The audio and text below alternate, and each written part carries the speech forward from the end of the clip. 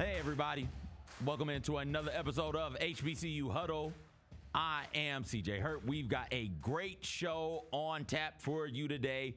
We're going to be discussing some of the players who hope to hear their name called for NFL draft or during the NFL draft happening in April. We'll also take a look back at that Tuskegee Morehouse basketball game in the NBA HBCU Classic. We have a really fun pick six to get to as well. But before we get to all of that, got to throw to my man Mike Wallace. Follow him on Twitter at MyMikeCheck. Mike, how's it going, man? Hey, it's going great, man. Good to be on another episode of HBCU Huddle. You know, this is the podcast gift that keeps on giving, man. And every week, you know, we come up and we, you know, cover all the greatest stories that are going on, everything that from pop culture to entertainment to HBCU. And hey, it's no better time to do it than right now, man. So good to be back with you. Absolutely, absolutely. Football season has long since ended, but football talk never does. It just doesn't end. And right now, we are at the height of the combine season, the senior game season, to see how these young men go out there and elevate their draft stock. And following the pandemic, one of the good things following the pandemic was the decision the NFL made at the behest of HBCUs around the nation to have an exclusive HBCU Combine where all of the HBCU talent gets together in one spot, and the NFL scouts can go out there and see everybody in one swoop. It is hard as a scout to travel this country and see everybody during a football season, especially if, you know, I might be a scout, Mike, and I'll be in charge of Alabama. Let's say I'm in charge of Alabama for the Carolina Panthers. Well, I got to be able to see Alabama play. I got to be able to see Auburn play. I got to see Troy play. Obviously, Alabama A&M, Alabama State, Tuskegee, Miles. Got to find a way to get to all those games. And you just don't get a chance to do that easily because everybody's playing on Saturday. You're in your car all day or you're sitting at a game all day. So for there to be an event like the HBCU Combine that gets that culminates in the HBCU Legacy game, Mike, I think this is a big deal, and it's an overall good thing for HBCUs and for the NFL. And it has been, you know what I mean? So you got to give credit to, you know, all the people who have worked so hard and so tirelessly to put this event on every year, you know, from Doug Williams to Steve Weish, NFL, you know, the NFL and, you know, all the regional scouts that, you know, not all of them didn't come from HBCUs, but they know how important it is to, you know, create that avenue, create that opportunity for some of these athletes to get some spotlight. Now, again, it's one of those deals where not everybody is going to be able to, you know, get their name called, you know, and on draft night, the first night or the second night or the late rounds. But there is no excuse now for any NFL team among the 32 to say that they weren't aware of this guy or that guy. The size of your school, the location of your school, all of those things are not even or non-existent excuses now when it comes to an opportunity to look at a player and evaluate them as fairly as possible. And that's what this combine is all about, man. And you know, I just wish it was around 20, 25 years ago, but it's here now, and it's produced some great results. Absolutely, absolutely. And it's like you said, Mike, everybody's not going to be able to be drafted. Everybody's name isn't going to be called on NFL draft weekend. But you could get signed, right? Like the relationships you're making right now could lead directly to those rookie free agency deals that get you signed, get you on roster, on a practice squad roster, and then you work your way up through the ranks that way. It's all good. Any chance that you get to showcase your talent and highlight what you're able to do in front of NFL scouts, that's a good thing. That's something that all of these collegiate athletes want to do. There's some notable HBCU Combine participants. Kendall Bowler, defensive back out of FAMU, stud season, second team All-SWAC is there. James Burgess, defensive back out of Alabama State, one of the best defensive players in all of HBCU. He was a first team selection, first team All-SWAC selection, Draylon Ellis. We've talked about him for the past like 3 seasons at Tennessee State. He helped lead them to Tennessee State's playoff appearance and a share of the Big South OVC championship. True Thompson, defensive lineman out of Jackson State, a true game breaker. He swung some games and had some really cool moments for Jackson State. I do believe it was the Florida A&M game where he had the strip sack that led to some points for Jackson State. I do believe that was true. Jada Byers, phenomenal running back out of Virginia Union, second in all of D2 football in rushing yards per game. Outstanding running back Traquan Thomas, defensive lineman out of Alabama State, helped anchor that defense that was so very good this season. And Daniel Richardson, quarterback out of Florida A&M. Mike, those are some of your notable HBCU Combine participants, and we can hear from a couple of participants right now. Miles Crawley, out of Grambling, quarterback, and Jamarius Brown out of Southern, as they talk about what it means to be able to get to participate in the HBCU Combine. What does this opportunity mean for you? Yeah, it's a dream, it's a real moment, really. Like, you really ain't think you'll be here, and, it's a big moment to be able to show off your talents. Sometimes, you got the talent, but you never had the platform. So, like, to be here is really big, I just hope this opportunity open the doors up for many of the youngest that's growing up, with the same dream as me. Like, what is this experience like for you? Man, it's amazing, man. Just growing up as a kid, putting in all this hard work, since I was 4 years old, and now being able to showcase my talent in front of all 32 teams, it's amazing, man. Amazing feeling. Mike on. Good grief. It's amazing. It's an amazing feeling. Yeah, Mike, this is what the Combine is about. We've had a couple of notable Combine performances already this week. Reports Irv Mulligan is having a really good Combine, star running back out of Jackson State. There were questions about him being able to catch the ball out of the backfield. It seems like he's answered those questions. He's somebody to keep an eye on.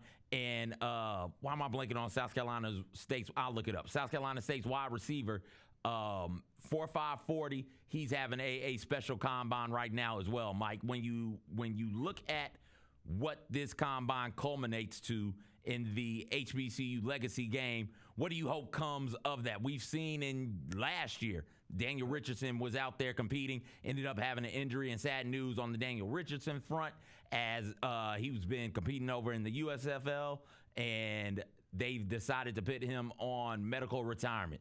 And that injury comes about in that Legacy Bowl game, and we just hope that we don't see that. But, Mike, what do you want to see in the Legacy Bowl game?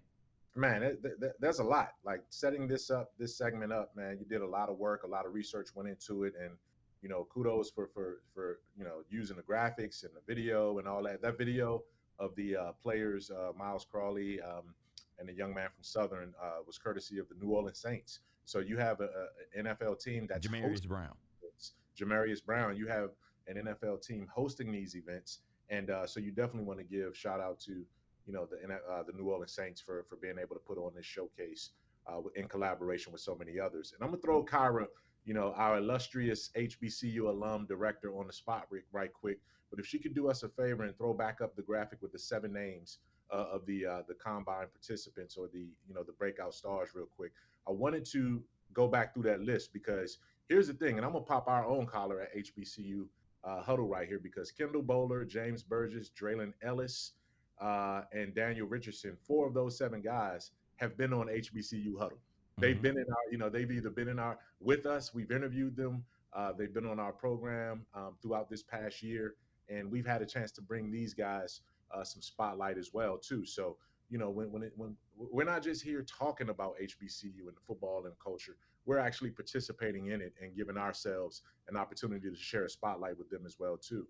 The Davius Richards injury is unfortunate because he injured himself in this game, I guess 2 years ago now. He had to sit out a full year to recover. Then he had to go to, one of the global football leagues and just wasn't able to get right. But what we do know is he had a remarkable record-setting, historic career at North Carolina Central, and he's a graduate. So he's going to be able to take his degree and his advanced studies to be able to become someone who can impact the sport if he chooses to come back from a coaching standpoint, or whatever field of life that he chooses to walk in. So our prayers are with him as he sort of resets his career moving forward. But having said all of that, man, all you want is the opportunity to showcase your talent, and these guys have gotten it right now, and hopefully it means something moving forward. Absolutely, absolutely. There is one HBCU standout, Mike, who's got an invite to the NFL Combine. That is Carson Vincent, Alabama A&M offensive lineman, first team All-SWAC. He was a third-team All-American selection this season, and like I said, only HBCU player invited to the NFL Combine outside of Alabama A&M. He's got a fourth-round grade on him from some, Mike. How many players do you expect to hear their names called on NFL draft weekend from HBCUs? One, or is there's a couple that you think to keep an eye on? I would set the bar, like if you do the over under. I know you do odds couple with the guys as one of our other Mondays and Thursdays. Yeah, properties and content pieces and shows, weekly podcasts twice a week. I would set the over under at 3.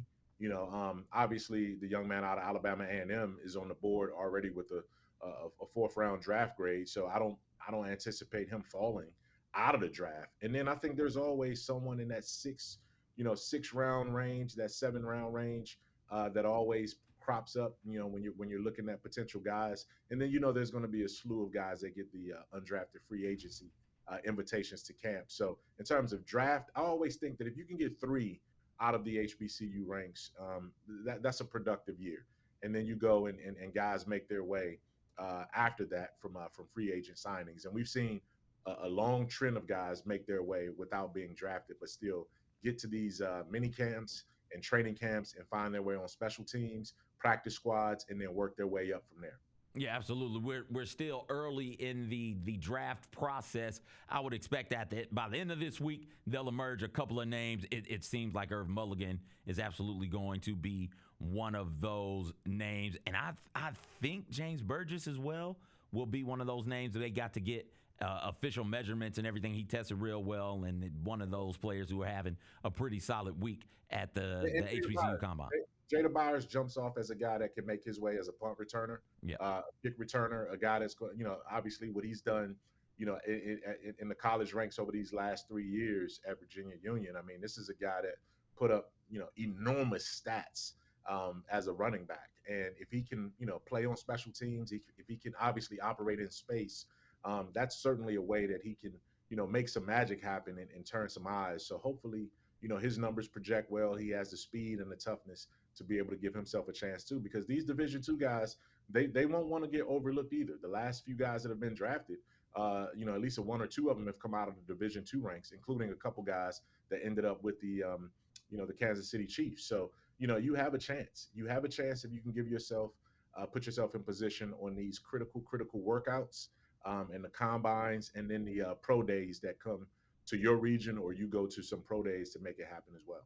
Absolutely, absolutely. We'll keep you guys abreast of everything going on with HBCU Legacy Bowl and HBCU players looking to be drafted in the NFL as more news breaks. But Mike, let's transition to the NBA HBCU Classic, the 4th iteration of the Classic. Tuskegee, Morehouse taking that football rivalry to the hardwood. Tuskegee, obviously, Mike, won 68-55 in what was a packed gym, Mike. I wasn't expecting it to be as packed as it was. There was a lot of support in the house for Tuskegee and Morehouse on Saturday, NBA All-Star Weekend.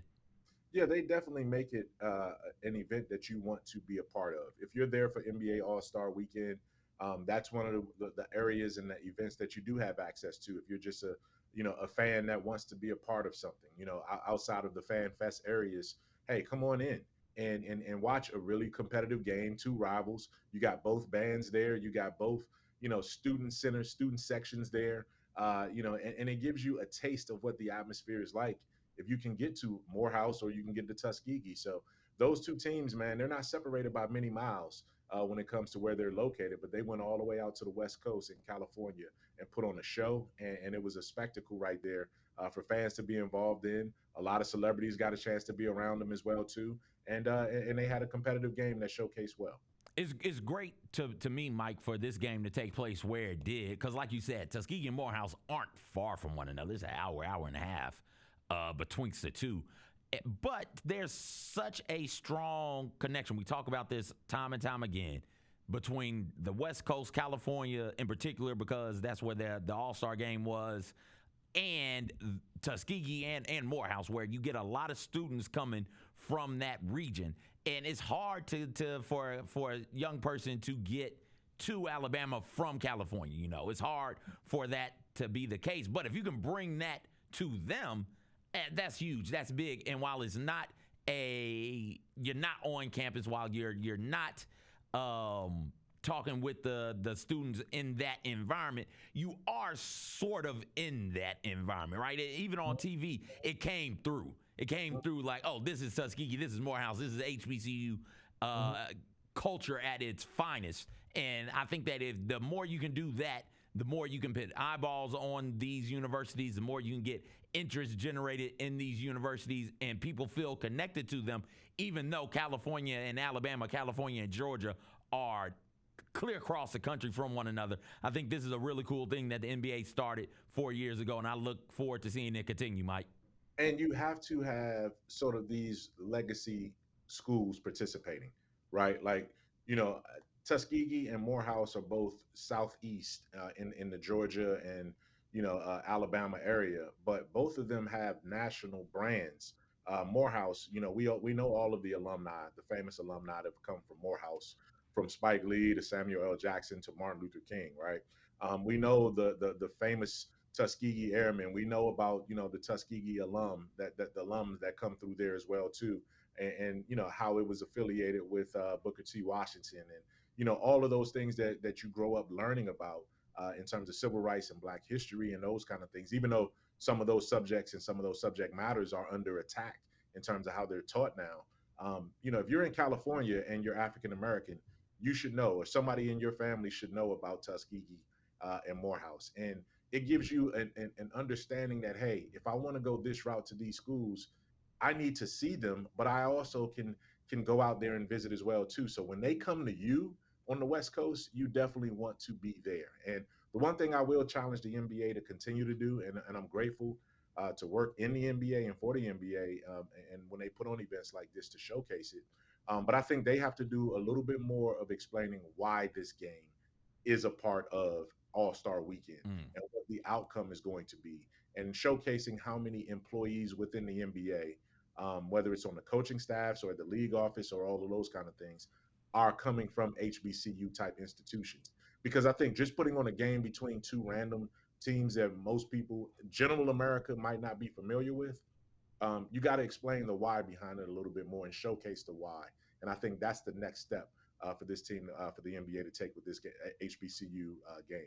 Yeah, absolutely, absolutely. It is nice focusing on the young people involved in it. College is all about the experience, and it's great to see these young people have the experience of traveling clear across country to California to play in the NBA All-Star game. Morehouse got SGA into the locker room. He gave a pregame speech. He was walking around introducing himself to people, and that is something these men will never forget. This is somebody in SGA who's on the short list for MVP, Mike. Like this is a potential NBA MVP, and he's in your locker room talking to you, trying to get you motivated, get you ready for the game, tell you how important and how much value you have, not just as a basketball player, but as a person. Mitch Richmond was talking to Tuskegee during their team breakfast at the end of the game. Tuskegee won. Who comes out of the stands to get pictures with everybody?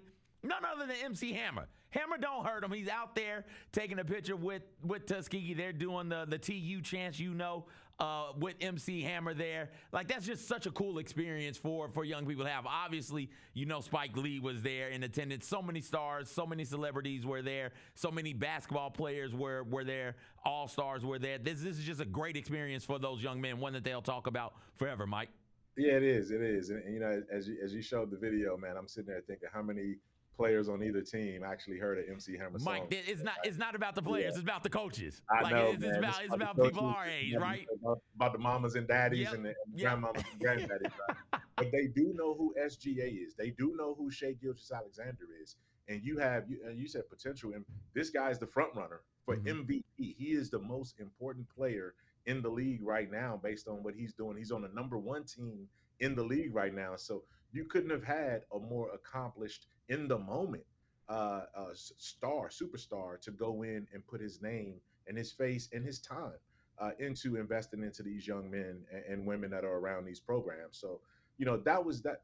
I love seeing that because it's not asking much of these superstars to just give 10 minutes to go in there and just walk through and shake a couple hands. Right. I know that there's a lot that's asked of them in terms of All-Star Weekend, and there's always appearances, and that's when all of their sponsorships and endorsement companies want them to do a lot of things. But this right here, to see SGA do that, the Grizzlies are going to play the Oklahoma City Thunder two more times this year, and I'm going to make it a point if I have an opportunity to go up to SGA and thank him for giving his time, right? And just it might not it probably won't mean much, to anybody or anything, but for him to be reminded, hey, you did something that resonated beyond what your realm, right? Like you did something that means something to us. It means something to me as an HBCU alum, and I want to thank you for that.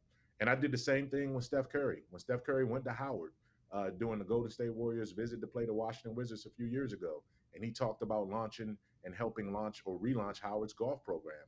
When he came back to play the Grizzlies, I sought him out and I thanked him. I said, hey, man, I showed him a picture that my daughter, who was in attendance and went to Howard at the time, took a picture. She attended Steph Curry's panel discussion about it, and he leaned over and posed for a picture for her. And she was so excited to send that to me as a Howard alum, knowing that I work in the league.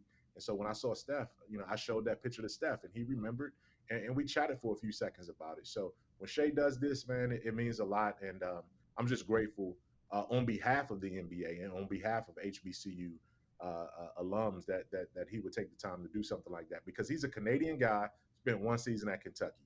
He probably has no link to HBCUs, but to do that after being asked by the NBA to step through there, that meant a lot.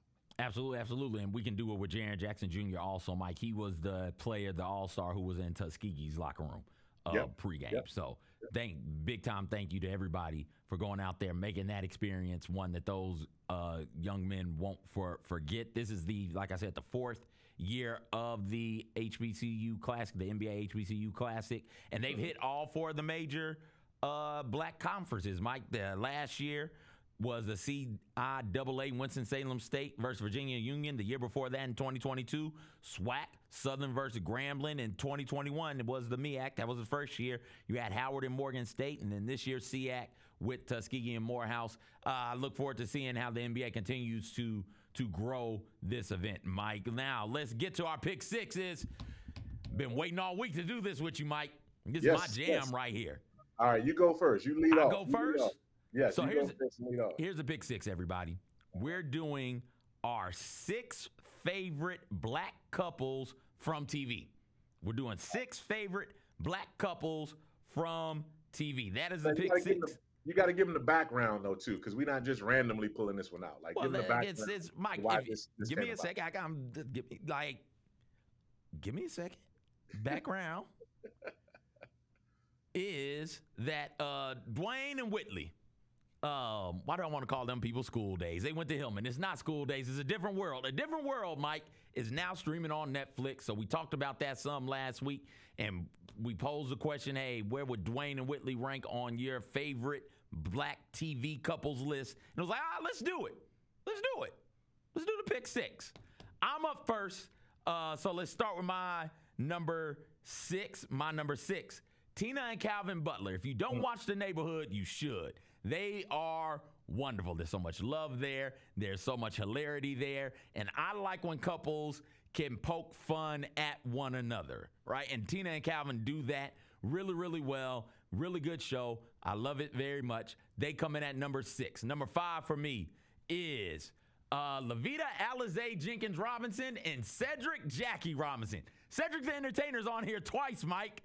Back to back. Twice. Yeah. There's Lavita Alizé Jenkins Robinson, hilarious to me. I thought she was so funny. We talk sometimes about like code switching. And I used to get on my mama about this, not understanding what was going on. We used to say it was her white woman voice. Like, Mama, why are you talking like a white woman? Turn that voice off. You're scaring me. That's not how you really sound. Lavita wasn't no code switching Lavita. Lavita Alizé Jenkins came into work every day with Steve Hightop and the principal and Mr. Robinson. Like, she came into work every day, and she was her true, unapologetic, authentic self, and she loved her some Sed. She loved her little Seti Bear, and Seti Bear loved her. The chemistry that those two had was great, outstanding on the Steve Harvey show. I loved it very, very much. That's my number 5. Number 4 for me coming in is Overton and Sinclair. Just good old-fashioned, wholesome black love right there. Nobody was doing anything to purposely annoy anybody. Nobody was doing anything to purposely aggravate anybody. Sinclair was a bit weird, Mike. She was a bit quirky, and that didn't matter. Overton loved it, and Sinclair loved her some Overton. They come in at my number 4. Number 3 for me is Chris Turk and Carla Espinosa. This is my one that might make you go, That they're from Scrubs. Carla is Dominican. She is Dominican. They have a whole song about her being Dominican because Turk does not remember which Latin American country her people come from, but she is Afro-Latina, so I'm counting it, Mike, as a black couple. Like, okay. Afro-Latina, I'm counting it. I'm allowing it to work. They were hilarious. The dynamic between the two. Turk is a surgeon. Carla is a nurse. And at work, like, Turk is the boss at work. He has to be the boss. He can't be deferring to the nurse because of the difference in education and the difference in the hierarchy. But Mike, damn it, at home, Carla ran that ship. Carla said jump, Turk said how high. She was the one that was running the relationship. It was great. I enjoyed to see them grow through all their ups and downs. They ended up having to do couples therapy once to try and sort through some things, right? Like, I like that genuineness in the relationship where it's, hey, everything's not peaches and cream all the time, but we're both willing to work with it, both willing to work through it because we both love one another. Number 2 for me, coming in number 2 is Jay and Michael Kyle. Michael's signature moments, just the absurdity of some of the things these two did. And they competed a little bit against one another. And Jay never backed down from Michael. She would look him in the eye and be like, yo, that's stupid. You're being stupid right now. Stop doing that. And he would say, no, I have to teach the kids by doing this ridiculous thing. And then when it would backfire on him, he'd be like, you know what? It was stupid. I probably should have listened to you. I saw the second honeymoon episode of My Wife and Kids. When was it? Wednesday?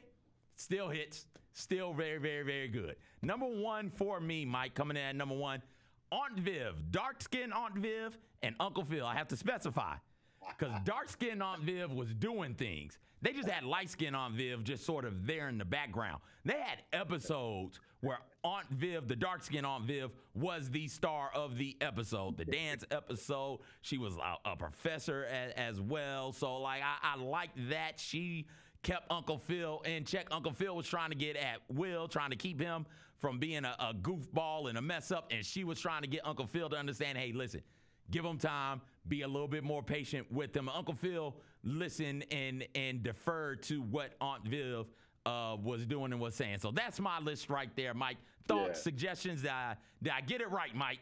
Hey, see, now this is a unique list because we don't overlap at all, right? And to take you behind the curtain a little bit for our HBCU Huddle viewers and listeners, man, we come up with the pick six. Usually 99% of the time it's CJ saying, hey, I got a pick six, and what do you think about us doing this? And I'm always like, yep, that makes sense. And so I share with my list with him, and he tries his hardest to not have us duplicate. So I put pressure on him because as soon as he asked me about it, I respond right back with 6, like I was already thinking about the subject, right? So now this is good, man. I gotta admit, I wasn't as familiar with some of the character names, and it took me a second to listen to you to realize, okay, this is the show. And then you eventually mentioned the show. So 6 is from the neighborhood, obviously. Gina from Martin is now Tina, and Calvin Butler is Cedric the Entertainer in the neighborhood. I did watch that show, the first season. Obviously, I know the Steve Harvey show with Levita Alizé Jenkins Robinson, Cedric Entertainer. Overton and Sinclair, which you did mention, but that's from Living Single, from that fantastic show. They had actually a couple of different couples in there as well, too. And when we talked about this, CJ, my wife came up with her 6, and she had Overton and Sinclair in her 6. Wife's a good woman, Mike. Yes, you guys think a lot right there, man. And Chris Turk and Carla Espinosa, I'm not familiar with that show. From Scrubs. Yeah, I haven't watched that one there, so I'm not as familiar with them. And Jay and Michael Kyle, I did see that show a little bit as well, too. That was My Wife and Kids, as you mentioned. So, and then number 1, Your number one. Your number one. What was your number one again? Dark skin Aunt Viv and Uncle Yeah. Phil. Oh man. What was funny about that is there have been two shows in history that I can remember that switched out from a light skin to a dark skin person playing the same role. Right. Aunt Viv was the light skin, dark skin Aunt Viv, and kudos to Fresh Prince of Bel Air producers and writers because they actually made light of it Yeah. when they switched over. I think Will said something like, "Aunt Viv, you look a little different," or something like Right. that in the show when they switched. And I also remember the light skin and dark skin Lionel Jefferson.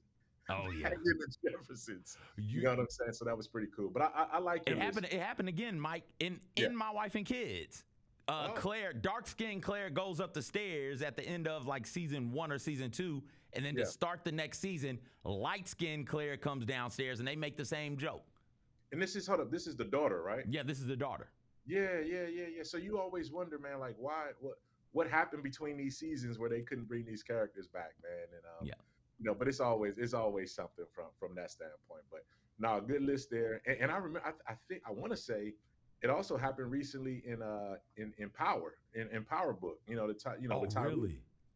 Method Man's character Redman switched midway through the season, and it went from Redman, and then they had to take the break because of the pandemic. And when they came back, Redman was a completely different dude, but it was still the same character.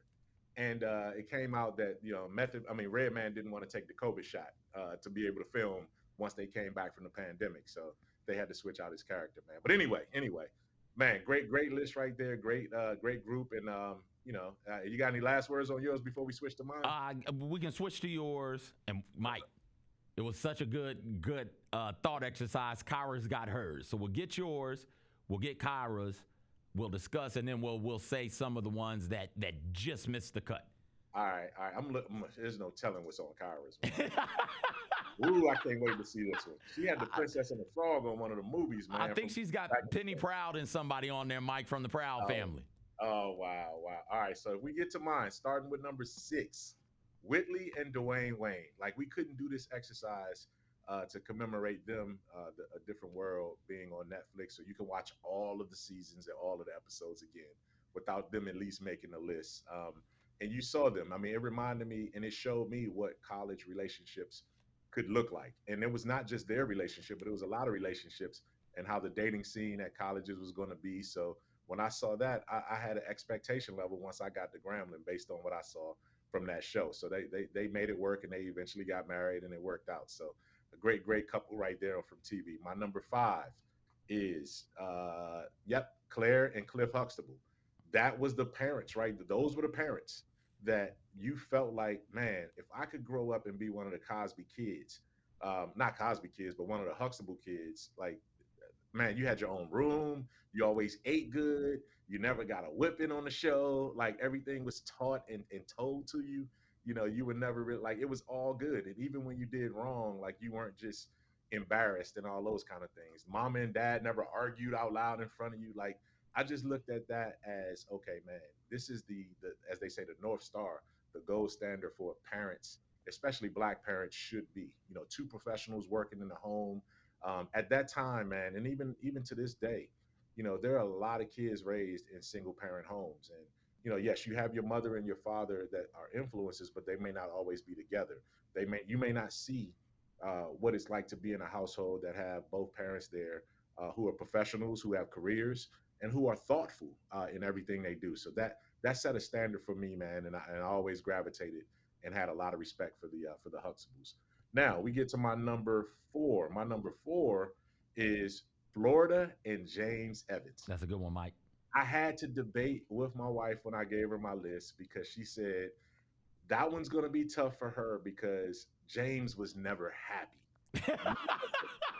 James was pissed off about something at the job. He came home hungry. He was upset about something that happened with the kids. James was he had that snarl on his face. But Florida made him. He was always happy with Florida. It was never directed at her. No, it was never directed at her. But, when James Evans walked in the room, man, all the kids stood to attention. And, that's kind of, I got to remind myself, man, to kind of temper my James Evans moments. Because I can tell you this much: I have way more James Evans moments than I do Cliff Huxtable moments as a parent over these years, man. But Florida and James, and when she lost James, man, the damn. You everybody black in America felt that when James Evans, like, I literally thought he literally died. Right? You don't realize when you're young. Oh, when they die on TV, they're not dead in real life. Yeah. And then you see him on Coming to America, right? I was like, Right. all right, James is He's back. back. Right? He's good. Yeah, he's good. He's good. So that's my four. My number three, when you look at the list that we're going through here, Wheezy and George Jefferson.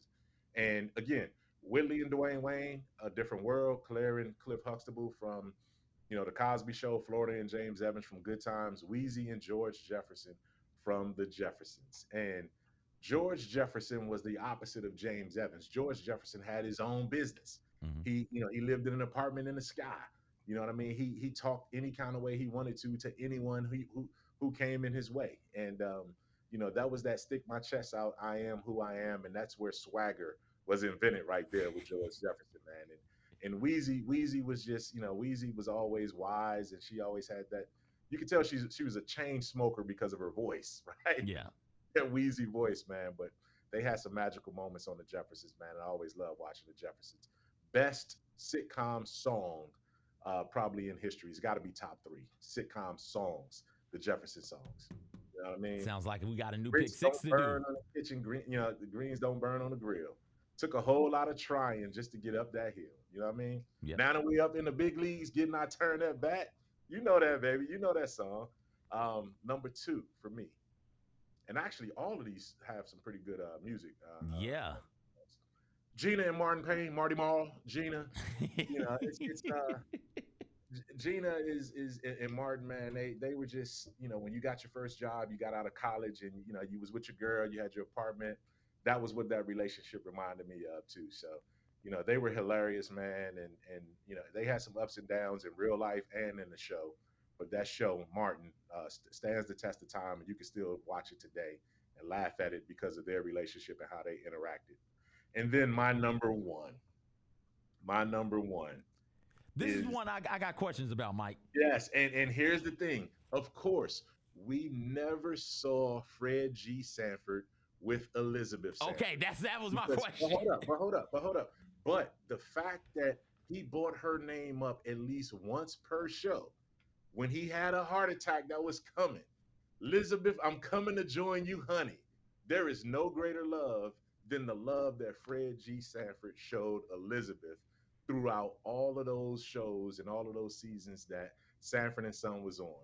That couple and whatever they had, because we never saw them together, but we saw he never ever let her go. And the fact that that Fred raised Lamont the rest of the way as a single father, and he referred to Elizabeth, and he had her image and her spirit was in their home the whole way through, all the way up until he married at the very end. Right? He didn't get remarried again until the very end. And that told you to me, man, like that was, and that's personal to me too, because I lost a wife. Yeah. Right? I lost a wife, and I know how much keeping her spirit and her legacy alive meant. And I know that, no matter whether she's right there with us or not, that she's always there spiritually and what her presence means and all of those kind of things. And even when you get remarried, as I've gotten remarried, like, you never forget what that legacy means. So for me, Fred G. Sanford and Elizabeth, thank God that heart attack never came and really took him back to Elizabeth, but he wasn't afraid to go. And man, that's why that's number 1 for me. I had a couple of yours on my short list. Florida and James Evans and Claire and Cliff Huxtable were on my short list. Your list is great, by the way. Love it. Because they're equals, right? Cliff and Claire are equals. Yep. Florida and James are equals. James could come home on a given episode, be mad about something at work, mad about something that happened outside of work, mad about something dealing with the kids. But he and Florida had to, not butt heads, but they had to communicate with one another to see how they were going to solve the problem, right? They were equal partners, and I think that goes back to the dark-skinned Aunt Viv thing with Uncle Phil, where they're equals. They're equal partners, and if you're going to rib me, I'm going to rib you back. If you're going to tell me you're right and I know you're wrong. Well, when you're wrong, get ready because I'm going to let you know and I'm going to remind you why you should be listening to me. I like those types of relationships. Hot take. Yep. Black people going to be mad at me. Some of you might be mad at me. Willie and Dwayne, terrible relationship. Gina and Martin, terrible relationship also. They're so toxic. Every time I look up, they're breaking up. And one is being really, really mean to the other one for some reason. I love those shows. I love those characters. I hate that they're together. Like, I think a different world would have been better if Dwayne and Whitley did not get together at the end. They have that big moment pre-wedding where they have the conversation, remember, and it sort of feels like a closure conversation. Like, hey, you were good to me. I hate that we didn't work out, but I always love you type of thing. And then the wedding happens, and it's just like, baby, please. And it's like, oh, come on, Whitley, don't do it. Although, Mike, that wedding, that's the best wedding episode on TV. Fight me on it. Like, I can't think of a better wedding episode on TV than that one. So it did give us that moment. But outside of that moment in the conversation pre-wedding, I kind of wish they didn't get together, Mike. I'm going to be honest with you. Well, and you got to draw my memory on it because what I remember as the epic moment was when Whitley was about to get married. Yeah. And then Dwayne Wayne broke up in the wedding and said, hey, basically you don't want him, you want me kind of thing. Right? Now, did they get married in that same episode? Or was that? Yes. I'm pretty, they got married because he picked her up and carried her. Okay. Yeah. So that was, and to this day, that was one of the most dramatic, dramatic wedding scenes that you could think of. Mike, go back and watch it. Like, go back because it's still a banger episode, phenomenal episode. It is, but you wonder. It's one of those things where you wonder how realistic is that though. Oh, it's not. It's TV, Mike. No. But what I'm saying though is that the reason why A Different World resonated with me is because everything they did on that college campus seemed real to me. And when I got to Grambling, I saw things that were just like that, the way it played out. You saw the Greek life. You saw, everybody congregating in at the caf or at the cafe or whatever. And you saw, how it was to hang out in the girls' dorm and you saw a lot of different things. So I know there are a lot of women and I'm related to some and I've dated some and I'm friends with some. I've been friends with some who got all the way to the altar knowing that they did not ultimately want to marry the guy that they were about to marry, but it almost felt like they were obligated to. And there's always this other guy that you really wish you would have married or wanted to marry, but that guy wasn't ready to marry you, or that relationship wasn't there. This was one of the rare moments where the fantasy of, I want the real guy to come take me away from this moment happened. And you see it happen and you're like, man, how often can this really happen? Has this ever really happened anywhere else before? And you always wonder, man, if that's going to happen. And when they say, speak now or forever hold your peace, is anyone? You always look around and wonder, man, is somebody going to do what Dwayne Wade? We didn't even say that at our wedding. We're not doing that. No, because if you come down my wedding talking about some baby, please, like somebody's going to the hospital, dog. We can't be rolling like that. They say, who's the actor that plays Dwayne Wayne? Help me out. Is Kadeem Harrison? Hardison. He's talking. I've seen him on documentaries talking about that moment because that's one of the iconic moments of the show. Mm-hmm. He's like, listen, that wasn't the line. I was supposed to say things, and I had been getting flustered and frustrated. I couldn't remember the line, so that's like the 6th or 7th take. And so in that moment, I'm just like, yo, help, baby, please help. And she just right on cue just jumps to it. And it was so good that they kept it and said, okay, forget it. We don't need any of the other lines. That baby, please is grade A begging, Mike. That's some good stuff. And you don't need a line. Like, so when you hear like artists, and actors and actresses they're all actors now. When they say, what's my motivation? Like, don't write a script. Just tell me what the scene is supposed to be. And then let me figure out how to emotionally get myself to that moment where this is what I need to say. So you almost have to put yourself in that moment in reality so you can act it out. And Dwayne Wayne, Kadeem Hardison did it, right? Yeah. Same way that Denzel Washington, the whole, King Kong ain't got nothing on me in Training Day, that wasn't part of the script. Right. They've always, that was one of the more famous ones where, the directors and even Denzel Washington say when they got to training day and that scene where right before they got him and killed him or whatever, that was straight ad lib. He started off saying the lines and then it just went because he got emotionally into an area where it just became his own riff, and you could tell how he did it. The greatest actors can do that, man. And that scene in that scene with Dwayne Wayne and Whitley at the wedding, man, that was one of those scenes that you'll never forget for sure. Absolutely, absolutely. I don't know about you, Mike, but I'm ready to feel really, really old. All right, Kyra, show us your list, dog. Here's Kyra's 6 favorite black couples. Speaking of toxic, she starts with Moesha and Q from Moesha. We talked about this some yesterday, Mike. She's like, this is where her love for bad boys came from.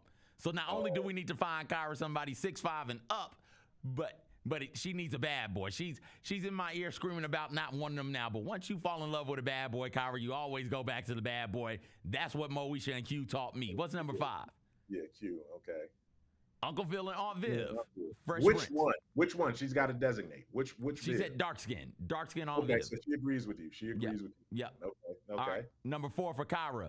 Jay and Michael Kyle from My Wife and Kids. Yep. Okay. You guys are in the same. That's two of y'all together. Yep. All right. Number 3 for Kyra.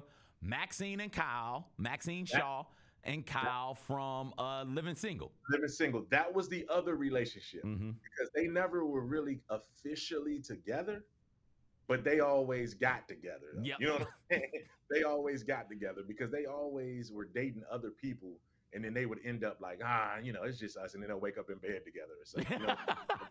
By the end of the show, they had a kid and everything together. We're doing all of these reboots, and I think we've done enough reboots. Don't want to see any more of them, but I wouldn't be mad if we got a Living Single one. Just like a limited series, 4-hour-long episodes. Just, hey, here's what the people in Living Single are up to now. See what Khadijah and Scooter are up to. See what Overton and Sinclair, what they're doing. Did Regine marry her ultra-rich man? Or how many ultra-rich men did Regine marry? She's got like a Black Widow type vibe where she marries old and then they die and she marries somebody even older to get the money. Right, Maxine and Kyle, what's up with them and their kid? Like I wouldn't be mad at that, Mike. I'm gonna be honest with you. That's one of those shows that you're right. I wish they did an updated one, and sort of like The Best Man.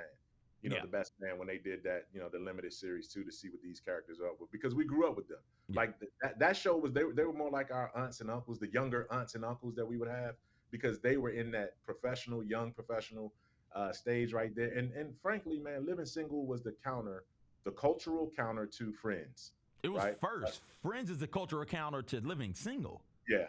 Oh, okay. I wasn't sure which one came out first, but yeah, that was they were the offsets for each other because there weren't any black friends among your friends and friends, right? But this was the other way to look at it. All right, number 2 for Kyra is Sinclair and Overton. She's got 2 from the same show, Mike.